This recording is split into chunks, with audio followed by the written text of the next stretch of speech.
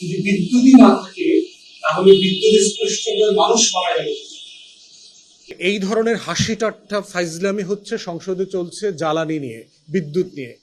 এবং এর ভিতরে এখন যেটা যোগ হয়েছে সেটা হচ্ছে বসুন্ধরা নতুন করে মে মাসে আপনার সরকারকে চিঠি লিখেছে যে তারা জ্বালানি অংশের, পেট্রোলিয়াম গ্যাস এই অংশের একটা বড় অংশ তারা আপনার আমদানি করবার এবং সরবরাহ করবার, বিক্রি করবার অনুমতি চাচ্ছে, যে পরিমাণটা মার্কেটের ধরেন প্রায় 20%।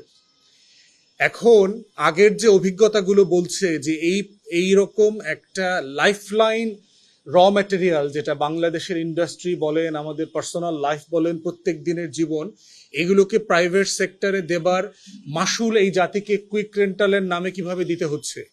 এই যে আওয়ামী কুইক রেন্টালের এখনো ধরেন অধিকাংশ ইউনিট এক ফোঁটা বিদ্যুৎ উৎপাদন করে নাই গত 10, 15, 20 বছরে, কিন্তু তাদেরকে বাংলাদেশ সরকার জনগণের টাকায়, ট্যাক্স পেয়ারদের টাকায় হাজার হাজার কোটি টাকা তাদেরকে রেগুলার দিতে হচ্ছে, কারণ এটাই চুক্তির অংশ ছিল, যদি প্রডিউস করুক বা না করুক তাকে আপনাকে টাকাটা দিতে হবে। আদানির সাথে দেখেন আমরা কি পরিমাণ অন্যায্য চুক্তি করেছি, আমাদেরকে 25 বছর ধরে এই ঘানি টানতে হবে। তাহলে এই যে কুইক রেন্টাল স্ক্যান্ডাল হয়েছে, বসুন্ধরাকে যদি আপনি এরকম কোনো টেন্ডার ছাড়া, নীতিমালা ছাড়া এইভাবে দেন, তার রেজাল্ট কি হতে পারে? ইতিমধ্যে দেখেন বসুন্ধরা কিন্তু বিটুমিন, যেটা আগে সরকার নিজেরা এনে বিক্রি করত, এই প্রোডাক্টের কিন্তু সে প্রায় 40% থেকে 60% পর্যন্ত এনে এখন বিক্রি করার অনুমতি আওয়ামী লীগের আমলে নিয়েছে 22-23 সালে।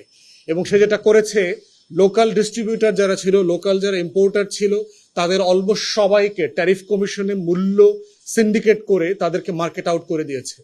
এবং এই লেভেলে দেখেন, এবং এটার কিন্তু বাই প্রোডাক্ট আছে, ফার্নেস অয়েল থেকে শুরু করে অনেকগুলো বাই প্রোডাক্ট আছে যেগুলো তারা এখন বিক্রি করছে। এখন এই লেভেলের সিকিউরিটি ঝুঁকি, নিরাপত্তা ঝুঁকি আমরা নিব কিনা, আকারে আমাদের নেবার সময় এসেছে।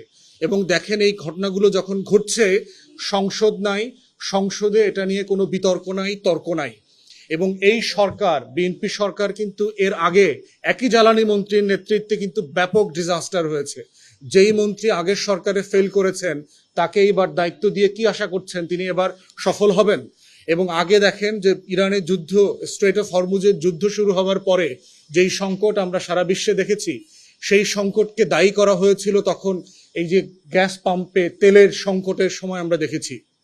কিন্তু সকল তথ্য, ডেটা বলছে অন্তর্বর্তীকালীন সরকারের আমলে যে পরিমাণ তেল, গ্যাস অর্ডার করা ছিল তাতে মে জুন পর্যন্ত কোনো সংকট হবার কথা না।